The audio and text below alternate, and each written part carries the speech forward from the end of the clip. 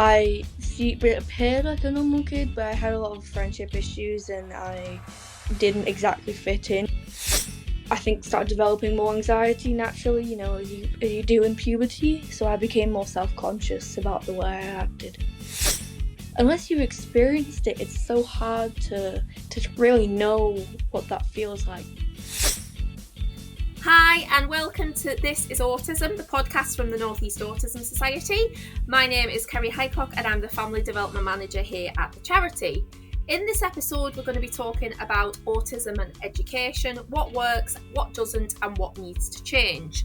And I'm joined by B, a young autistic advocate who's going to share her experiences to help us understand how to create more inclusive school environments. B will be reflecting on her own time in education, the challenges she faced and the support that she wishes she had. We'll also explore important topics like masking, authenticity, and how we can better support autistic people to thrive in school. Firstly, thank you so much for being here. Could you just start by telling us a little bit about yourself? Of course. So, like you said, I'm B. I'm in year 12 and sixth form. We're about to go to year 13. Still getting used to that. But I got elected into Newcastle Youth Council last year. And that's where I've started doing some more advocacy work. But I've been pretty much interested in it since I got diagnosed in 2021. So, yeah. Lovely. So obviously we're here to talk about education today, B, and I guess just to start, could you just tell us a little bit about your experiences of the education system? Of course. So, obviously in primary school, I didn't really have any issues. So it's difficult because it appeared like a normal kid, but I had a lot of friendship issues and I didn't exactly fit in, but I myself didn't really notice this because I was just, I wasn't really masking very much and I was kind of just oblivious. And then I had a lot of issues at home though with meltdowns, quite violent meltdowns, and my mum would often tell school and they would be like, well, she's a good kid in school, so she's fine. And it's like, well, yes, but I'm still having issues at home, so I do think they could have picked that up earlier for me, which would have been a lot better, especially given what they were told. But I don't think they had a very good understanding of autism. I remember there was a girl in my class who was autistic and people made fun of her quite a bit. And there really wasn't very much understanding at all. And even I made fun of her, because I didn't know what autism was. I just saw the other kids make fun of them. And so it was definitely difficult, but honestly, I don't remember most of the bad parts because I was so oblivious that I just was kind of living my best life unmasked. Then in secondary school, I had a lot of issue with the transition. Mostly, I moved into a very big school, which wasn't too much of an issue for me, but definitely the overwhelm was a lot, and the lack of transition support, and also friendships were my main issue because, you kind of assume you could stick with the same people and then people drift apart quite quickly, or you get put in different bands so that you're not in the same classes. And I think I was given less understanding by other kids because I stuck out more. And then I think started developing more anxiety naturally, as you do in puberty. So I became more self-conscious about the way I acted, which definitely was why I think I have more positive memories of primary school, because I was less anxious even though I did stick out. And then obviously COVID, so year 7, I don't think I had a full I didn't have a full year 7 because I went to year 7 in 2019, and then that was September 2019, and then obviously lockdown March 2020. So I never had a full year 7, and so year 8 was not very full either because it was a lot of in school, out of school, in school, out of school, and even when we were in school, we were all kept into one department our whole year. So we just have classes in this one department, kept separated from all the other years. And that was very overwhelming because there was not enough space in one department for like 300 kids. So it was just ridiculous. And the same thing happened in year 9, even though it slowed down a little bit. But when home learning happened, my school didn't do any. We did like 1 or 2 like Zoom Teams lessons, but that was it. And barely anyone attended them, and they weren't very good, because the teachers had no idea how to do it. You don't get trained for online learning when you become a teacher, so it was very much new for everyone. And so they just kind of put all the PowerPoints they'd had prepared on the OneDrive and said, just get on with this as if you would at normal school. But I was 13, 12, 13, 14. I did not have the capacity to teach myself all this content, and so I definitely tried my best. I definitely tried to, and I bet and tons of kids probably didn't try at all, which is so fair because it was so much of an overwhelming experience. No one really wanted to be having to deal with work at that time. And when you don't have the discipline of school, it makes it a lot more difficult as well. But because I did try so hard, and it was just impossible. It was impossible for one kid to teach myself all my subjects and do it within the time of like a school day. I just couldn't keep up with it because I took longer, and by the end of home learning, I was freaking out because I'd barely got anything done. I tried at the start and then I fell off very quickly. And I remember getting emails from teachers that were vaguely threatening, being like, when you come back to school, you better have all this work done or else you're going to get detentions and so on. And then when you come back to school, no one actually cared. But then it was all this fear mongering just for nothing. So it was just a lot of anxiety for me, especially because up to that point I'd been like a perfect student. So when I come back after COVID and I'm struggling to attend as much, a lot of this starts to get a bit blurry for me because you know, when this kind of thing happens, your brain just kind of blocks a lot of it out. So I don't know fully exactly when it started. I know it was around year 8 or year 9, but I stopped being able to attend school as much because of a lot of anxiety and burnout, which I didn't know at the time. And obviously, when I first start missing school, I'm freaking out because I'm like, I've always been like 100% attendance kid. Even when I was a little ill, I'd still go to school. It was very rare for me to not go to school. So it was definitely a big deal for me to be missing school. And then when uh, I was experiencing a lot of friendship issues over these years, is just simultaneously. I remember jumping from friend group to friend group because I was being bullied several times. I got cyberbullied and got death threats by some older kids.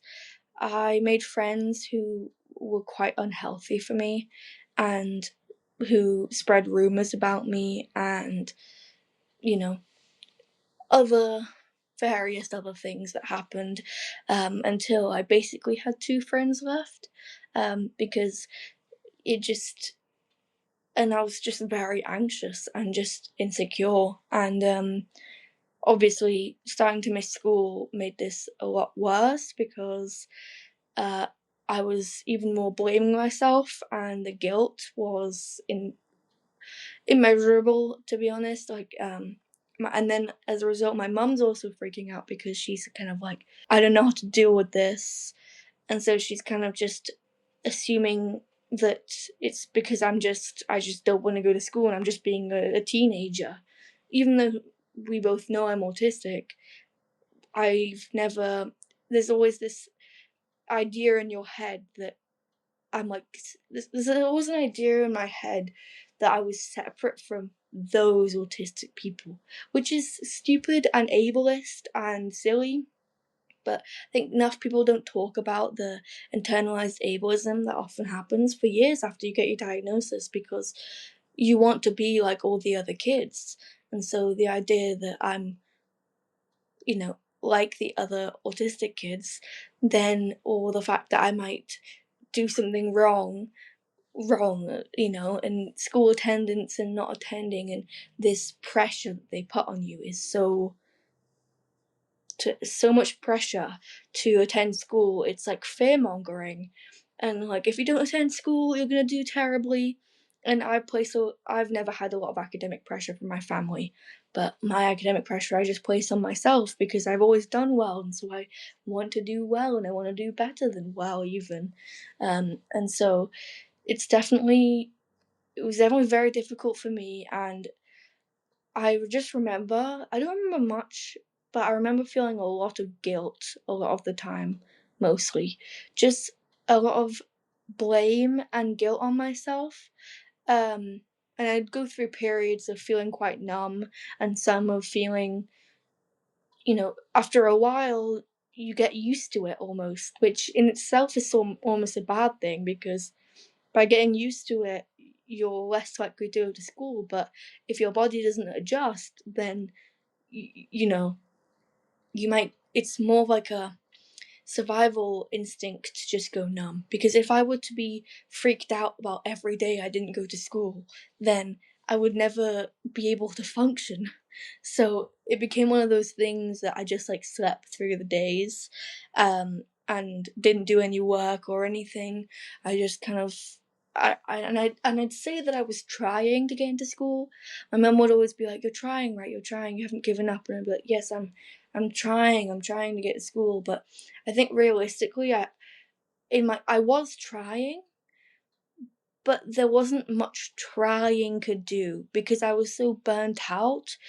The trying made me more burnt out because I was placing pressure on myself, and so every time I wouldn't be in school, I'd be disappointed in myself, and then it's just a cycle, to the point where my burnout cycle got so bad that I ended up in year 10 just stopped trying at all.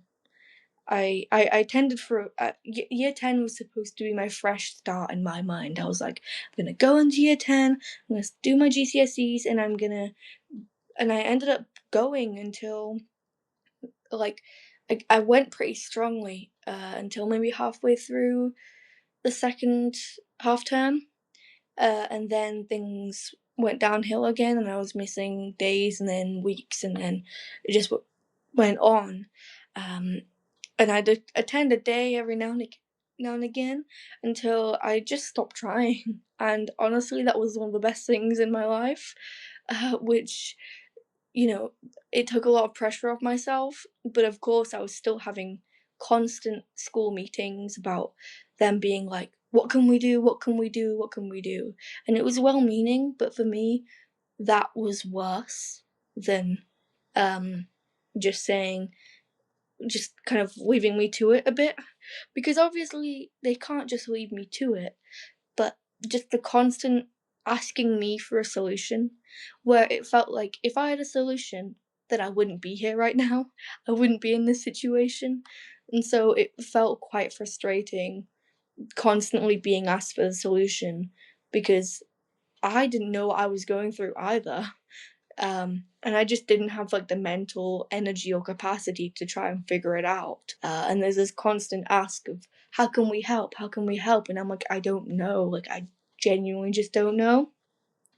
And then they put into what they like to call early intervention, which was several years into what, into the issues I was having. My head of year did not know anything about autism, and if anything, we probably taught her more about autism. And that's how she knows more about it today. I mean, she was using labels like high functioning and low functioning. It's like, oh, she's high functioning, so surely she's fine. And it's like, well, no, you can see I'm not fine. And so it meant that at this point, when they put in early intervention, they try everything and then they put in early intervention. And it feels a bit obviously disingenuous because it's been years at this point. And if I feel like if I'd had more support earlier and understanding of what I was going through, then maybe I wouldn't have continued stressing myself out over it. And then I was brought up the idea of going to Newcastle Bridges School, which I don't exactly know what it's called. I don't know if it's a special school or if it's called something else, because it doesn't. I think it works that you don't have to. I believe you just have to experience anxiety with school, but I do believe you have. There are limited spaces, because I remember it being suggested to me, even just like a tour around the school, and my mum was very keen on it, and I was like really against it. And I was like, last resort, maybe, because the idea of going to a special school and, being different from other kids and accepting that help was like way too far for me, because it was completely separating me and making me accept that I couldn't do mainstream at that moment and still do my GCSEs. And so that took a long time to work through, and even when I did go and do the tour and ended up going, it still was hard for me to grasp. I still struggle to grasp with the idea that my life and my education is not going to be the exact route that I imagined it was in primary school, that they teach you about. And I still struggle with that. And Newcastle Bridges School genuinely was incredible, and I couldn't thank them more for it, to be honest, because it helped me so much. I just wish it was an opportunity more kids got and earlier, because I didn't necessarily get it easily. I remember them telling us how hard it was to get a place and how I didn't have an EHCP at the time. And so what happened was I went through. This is probably not a very good explanation, because it was how it was explained to my mum, and then how my mum explained it to me as like a 14, 15-year-old. And so I was told it was called LIP. It was like to get funding, almost like a grant sort of thing, to get into Newcastle Bridges School. And I remember my part of the application, I could write a thing about, why I needed the funding, and have my written experience in there, which was nice. But I'll be honest, I am lucky. I am really passionate about writing and language, because I wrote the most sob story, depressing thing you've ever heard, just to get them to understand and have some sympathy, and I genuinely believe that is what got me that funding, because I think, and I'm lucky for that, but the fact that you have to almost embellish, you know, exactly what's happening. I didn't lie, obviously, but I definitely made it the most depressing thing you could have read, just to get the support I wanted and needed. Um, and it was, and that's something I still have to do whenever I speak to SIPs or whenever I need support. I have to tell the same story, and I'm in tears, and they haven't kept record of the story of what's happened with me, and they have to get the whole thing from the start, and it's just so painful, because no one wants to have to relive that. It's one thing reliving it when you've had closure, or reliving it with a therapist or a counsellor, but reliving it with someone whose job is not to comfort you, but to medically assess what diagnosis, assessments, or support you need, feels very clinical, and it's not very fun. But all that kind of to summarize, that I think it's really easy to talk about when it's something that I've worked through. It's easier for me to talk about what's happened in the past. But I think I have to also be clear that I still struggle with school attendance. And I'm back at the school that I was with before, and the teachers still don't have the best understanding of autism, but I and my mum together are able to explain the bits that we know, and it's still difficult because they still want to help really badly, which is nice, don't get me wrong, and they have the best intentions, but it's difficult for me to be like, I've got the answer. I don't have the answer. I'm still struggling with this. I think that's something to be really transparent about, is that I'm still struggling with this to this day. Uh, Better because sixth form is a better environment for me, but it it's still an issue I face, even though I may appear.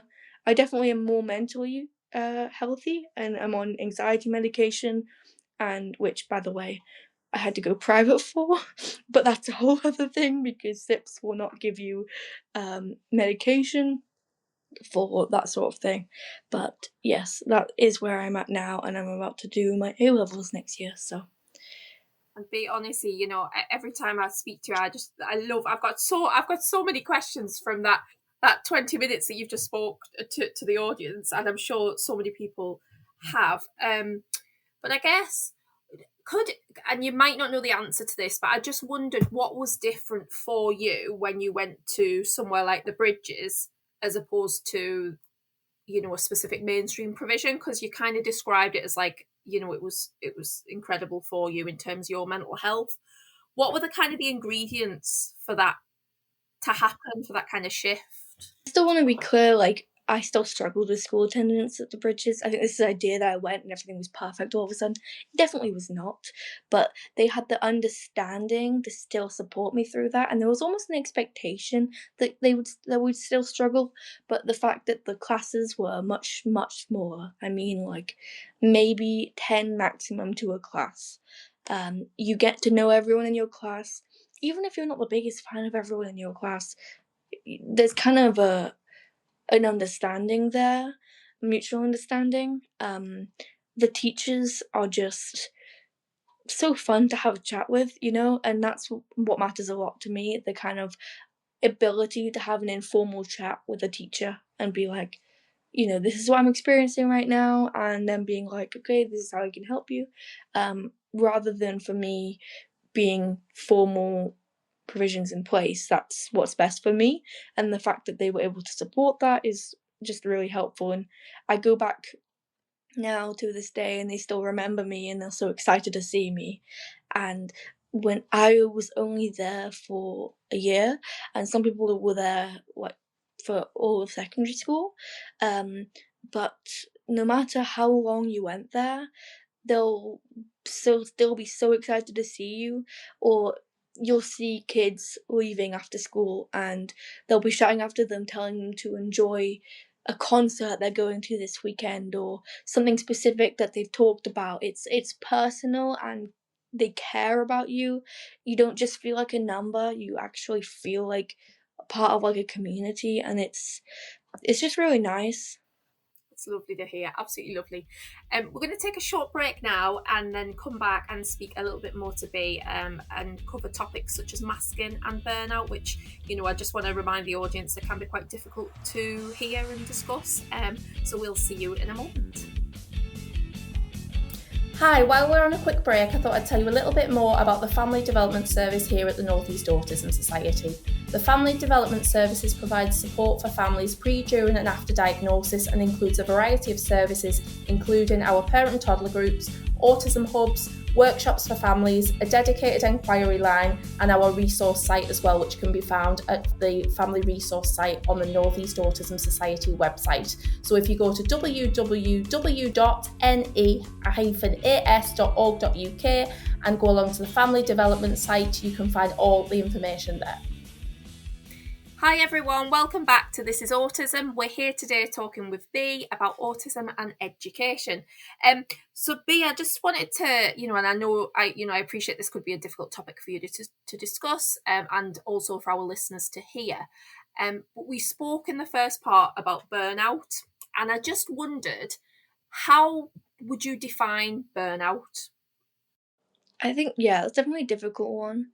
I think it depends on the person, to be honest.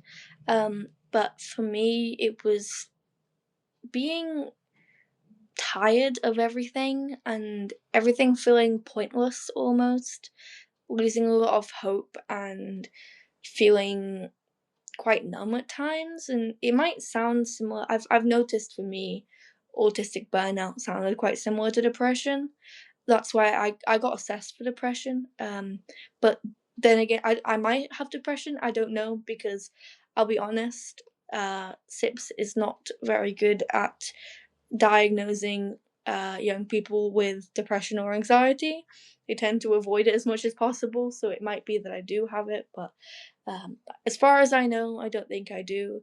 I think it was a lot of tiredness and just exhaustion with myself and the world around me, and the idea of just everything being so overwhelming. It's one of those things, it's so difficult to explain unless you experience it, which is why I'm so pro autistic voices, when talking about these topics, because unless you've experienced it, it's so hard to really know what that feels like. Because honestly, it's probably definitely one of the worst times in my life, which is why I struggle to remember it. So Yeah, and I think, yeah, I think you're absolutely right. It's definitely a personal experience for everyone who experiences that. But in my role, and I know a lot of families will be listening to this as well, I guess there's lots of young people like your younger self, who is in, I guess, what I would call complete burnout at the moment, and school-based trauma and things like that. And I guess as professionals, we try our best. We are the ones in those meetings that say, how can we help? And I completely get what you're saying. You just didn't know. You how do you know what help looks like when you're in that kind of mental state, I guess. Do you have any, not advice, but tips for families that might be going through? yeah, I think uh my my mum has been amazing. She's made lots of mistakes and she beats herself up about it to this day. But the fact that she has put so much effort in and research and tries her best so much to do the right thing is what matters. Like, we still have arguments, but I used to have really bad meltdowns where often I would hurt her, and we've moved past that. And I still have meltdowns, obviously. They tend to be more panic attacks or shutdowns now. But we have been able to communicate how we feel, and sometimes that's texting if it's easier, or writing a letter, or just having space to listen, but also not having space to not talk about it. Because sometimes, especially when you're not at school, it can feel like it's all consuming, the fact that you're not at school. So especially when I stopped trying to go to school as much and just allowed myself time to rest, what was really helpful was, which admittedly my mum did struggle with, because she was so worried about me. She wanted to talk about it, and for me, I did not have the energy to talk about it. It consumed me for years, and all I wanted to do was just enjoy the things I enjoy and engage in my special interests and not have to think about it. I do think when you're not at school, it's definitely difficult because you're with your family so much, which is obviously when you're with someone for for that much time, you're going to have arguments, and that's inevitable. The fact that, just remember that I think everyone is trying their best, and I think it's really easy, especially just for the autistic young person, to forget that it can cause pain for the parents as well. But it's difficult because for me, I very much absorbed emotion. So when my mum was worried, it made me extra worried. And so sometimes we just need time apart, like a walk or something. Um, and I think that was the important thing. And I had my dad's house, which was helpful to go away to. But it's about having almost that safe space. So my room was my safe space for a long time, and it still is. I think it can be unhealthy sometimes with how much you do get into your special interests. I think special interests are often seen as this amazing, great thing, but for me, it was so all consuming sometimes that it was a bit much for my health, to the point where I was missing sleep just to engage in it.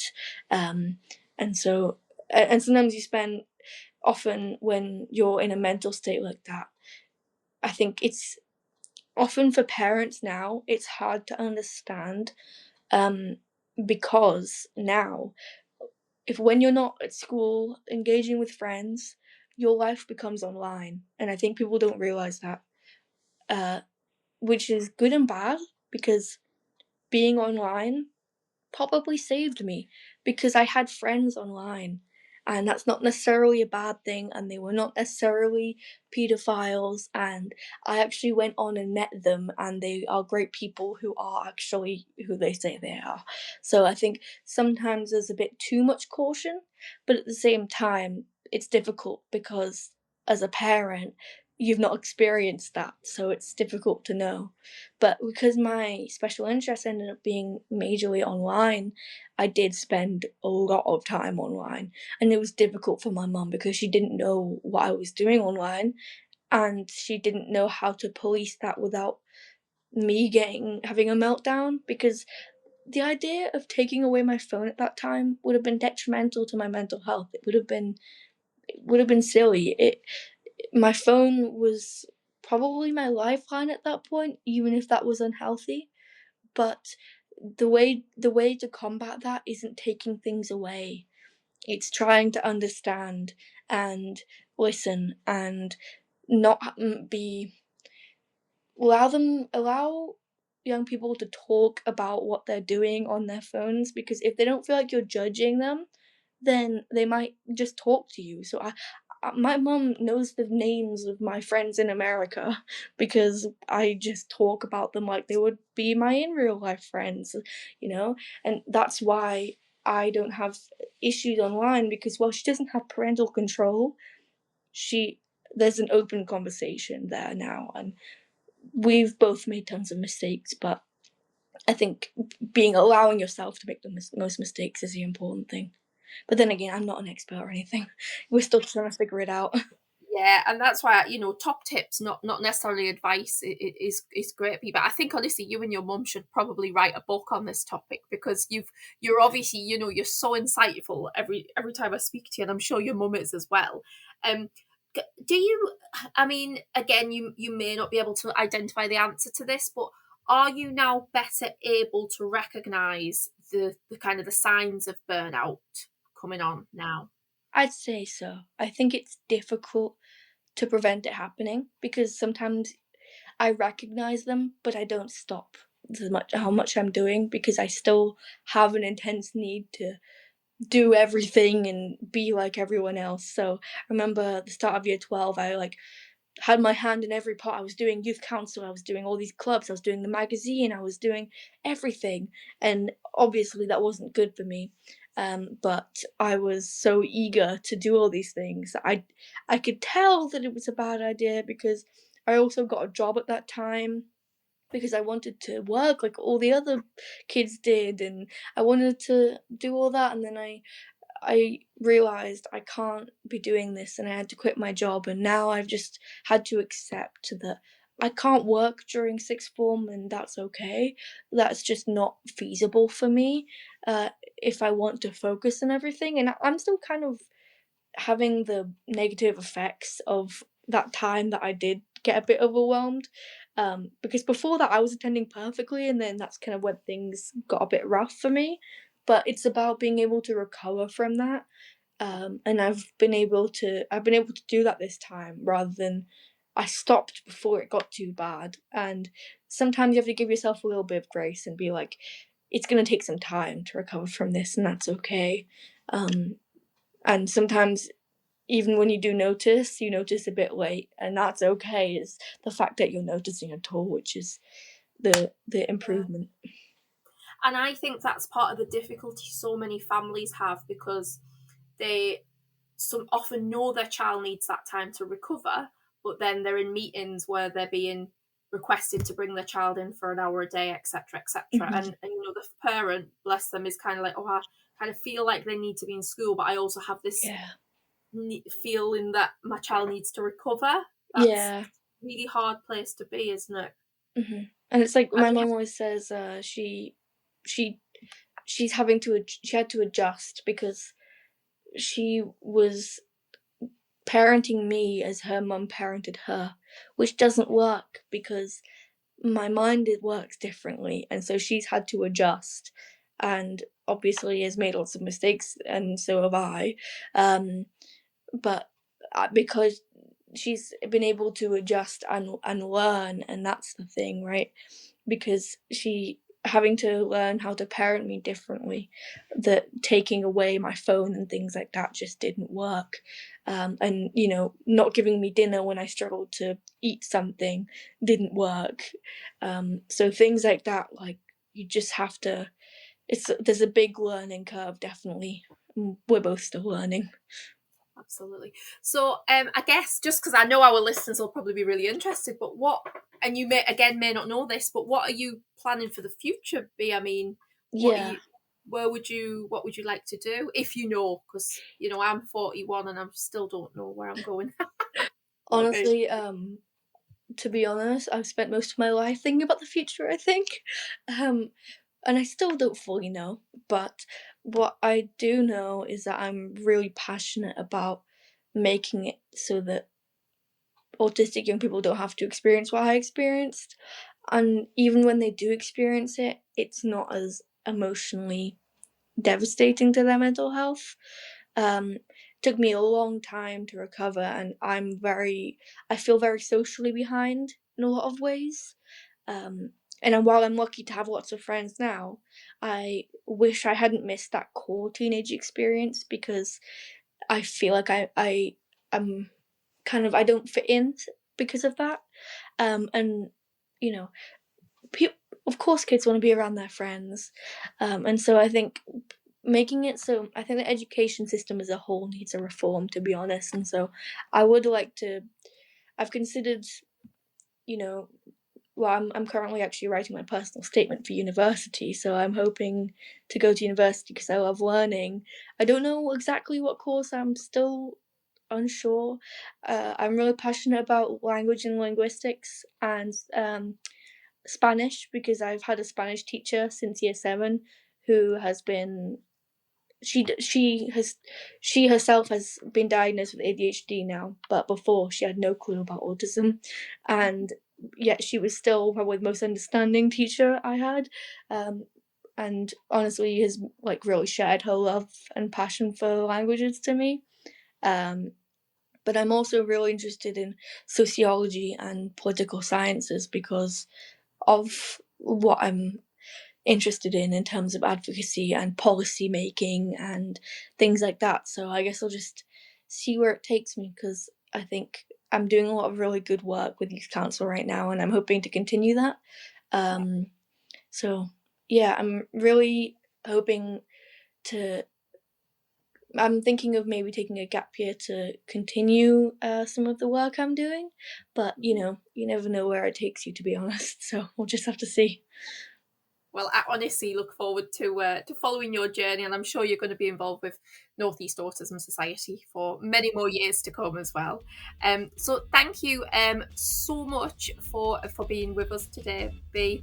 Thank you to all our listeners. If you've got any questions or comments about anything you've heard today, please get in touch at info@ne-as.org.uk. You can also follow the podcast on Facebook, Instagram and Twitter.